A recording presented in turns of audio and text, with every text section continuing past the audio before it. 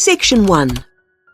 You will hear a woman telephoning a travel agent to book a holiday. Hello, you're through to Go Travel. This is Darren speaking. How may I help you today? Hello, I'm calling to book a holiday. Great. May I take your name, please? Yes, it's Greaves, Anna Greaves. Is that G-R-E... No, Grieves. And Anna is with double N. Right. Thank you, Anna. Now, we're delighted you've called us. Can I ask where you heard about us? It was your advertisement in one of the magazines. Was it Holiday World? Oh, yes, that's the one. Good, thank you. It's useful to know. Of course. And did you have a particular holiday in mind, or was it a general inquiry? I think I've chosen. I like the look of the one with the code FT4551. The right destination and the prices seem reasonable. Right. Now, was it for yourself only, or...? Oh no, I want to go with a couple of friends, so there'd be 3 of us going. OK. Now, there's a choice of dates, as you know. Yes, I think, well, we've got to be back by the end of August. So if we say going on August the 16th, that would work fine. No problem. And you can also choose the length of your holiday. There's, let's see, 7, 11 or 14 nights. We thought the middle one would be great. Longer would be nice, of course, but... Maybe next year. Yes. And you do need to have insurance. Uh-huh. We've 3 levels, Standard, Super and Super Plus. Standard seems a bit basic. Let's say Super. That should be sufficient. Fine. Well, that's all good so far, and the availability's okay. Have you looked through the list of options? They're in the advertisement. I have, and I've got the list here. Some of them do seem a good idea. Which ones would you like to take? In terms of the hotel, the offer of picnic lunches, we'd leave that. We'd rather go to cafes. I think a balcony for the room is a must. It's so nice to sit out, enjoying the view. Oh, yes. And then the trips. I think we'll pass on the night bus one. I never really enjoy the commentaries. And museums aren't really my sort of thing, to be honest, any more than dances. Uh-huh. But I like practical things, so I think the demonstration of local arts could be fun. Yes, I would think so. And then in terms of getting out of town, going up the river on a boat sounds delightful, and I wouldn't want to miss that. But the mountains, well, sitting in a coach on those winding roads... I understand. OK, well, that's all I need for the booking at this point. Just a few details for you, and then we'll check the payment.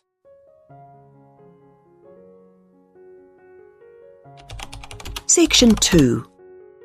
You will hear a talk about Run Well, a charity that raises money by organising running races.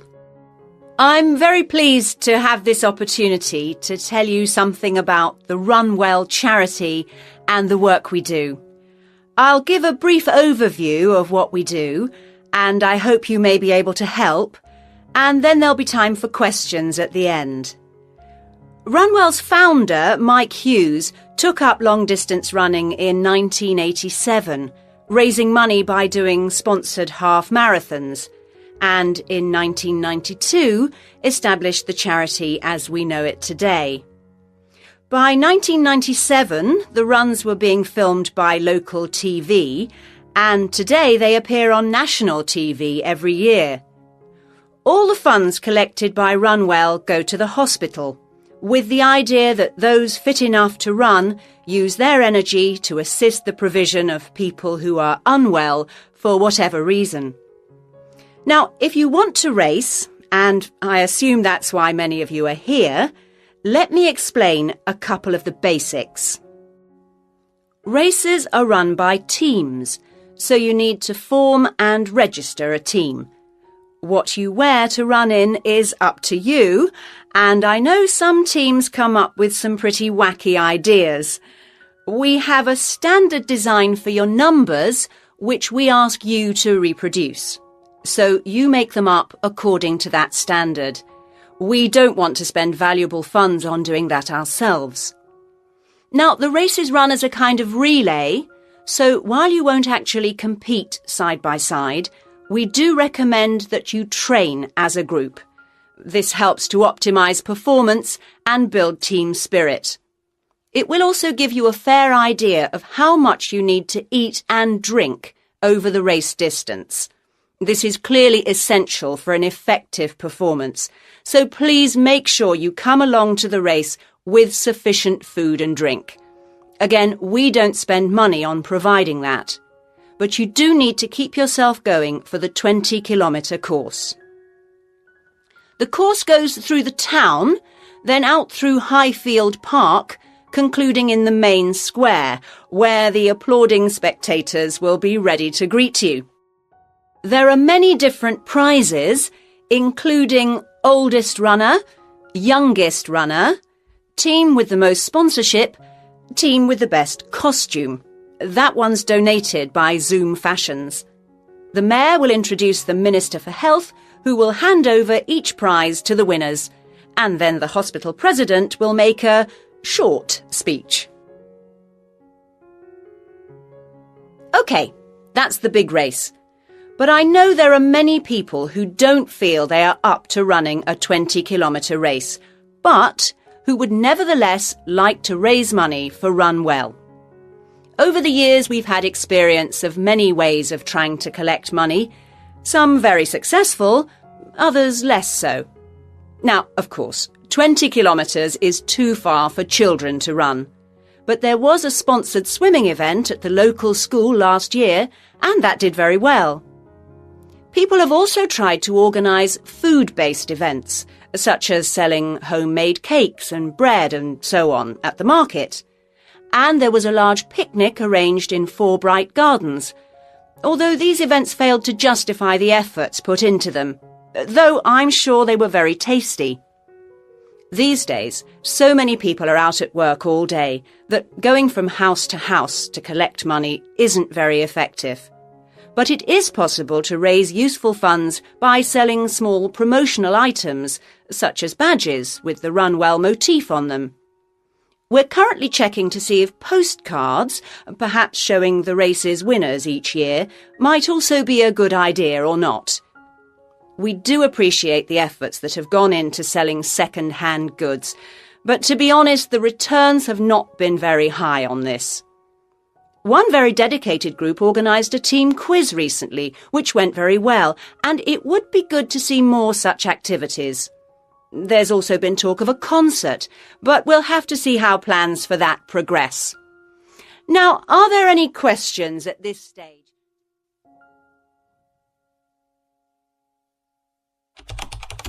Section 3.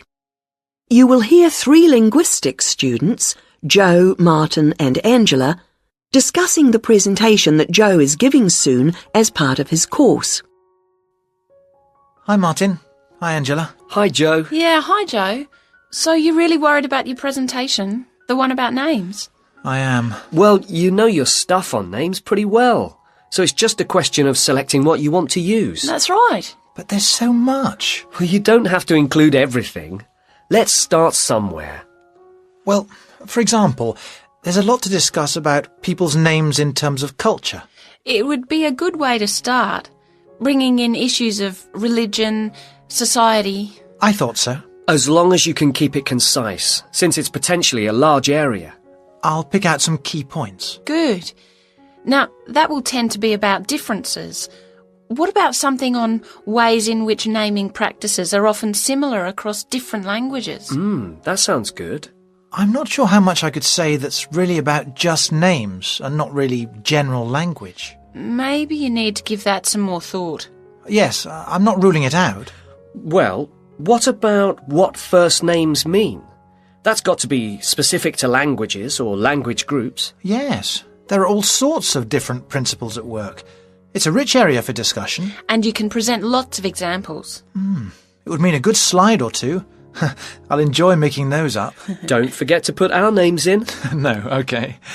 Right, where have we got up to? Yes, now, there's the question of place names. ones where the name of the place is the word for the situation, like something to do with sea or mountain, etc.? Yes. People often don't realise the origin. It sounds like it's just a translation issue to me. Don't you think you might give that a miss?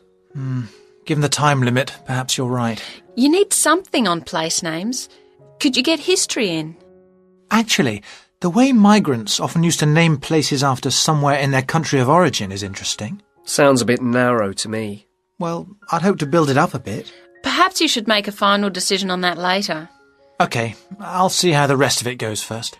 Is that the lot? No, there's still country names, the origins of those. I think that's an interesting area. Yeah, because it's something we often don't think about.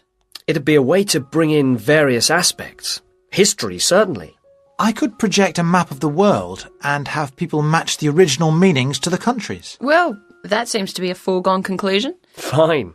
Yes, I'm feeling clearer already. You know, there's another aspect that I think I'll cover. Yes? Brand names. Isn't that more to do with business studies?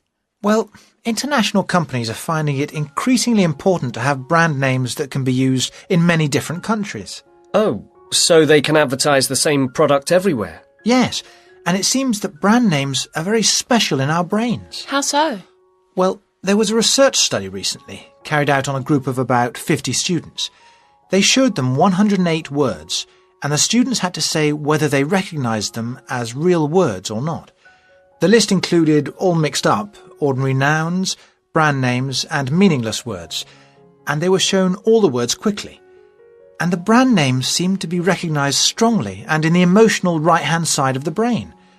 It was interesting that the brand names were recognised more readily if they were displayed in capital letters rather than lowercase, something which doesn't apply to normal words. How strange. What else did the researchers find out? Of course, it's a relatively small study, but they suspect that other visual features are at play. And so that, for example, colour has a major effect in helping us to store brand names in a special way in our brains. I suppose that's logical. But what they mean by a special way? I'm not saying I understood everything about this study. Of course not.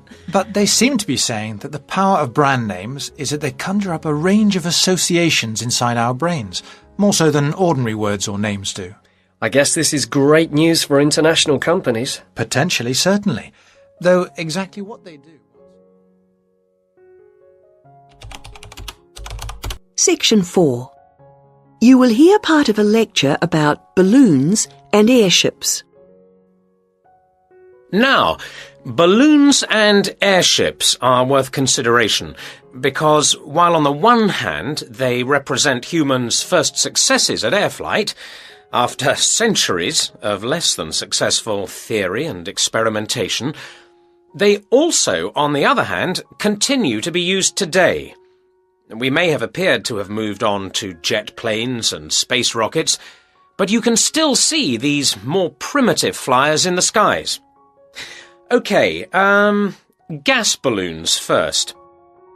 France saw the first balloon flight in 1783, and this began a process of development. By 1862, in the Civil War in the United States, we find Thaddeus Lowe replacing spies with balloons to go behind enemy lines. The success of this led to the continued use of balloons in peacetime, and they were employed in the creation of maps. And such applications continue to this day, with balloons assisting in increasing our knowledge and understanding of the world we live in. Unmanned balloons are still widely used to collect data to inform scientific research of various kinds. You'd be surprised at how much they contribute. All sorts of instruments can be mounted in a balloon, and ongoing investigations into climate benefit from the information that can be gathered from a flight. Well, that's gas balloons. Now, the increase in the popularity of ballooning as a sport or leisure activity has been mainly due to the development of the modern hot air balloon, being cheaper and safer than the gas balloon. Heating air, rather than using potentially explosive gas, is what makes these rise, although the process doesn't generate as much lift as with gas balloons. But this is a small price to pay for its other benefits, and this type of balloon is no doubt here to stay.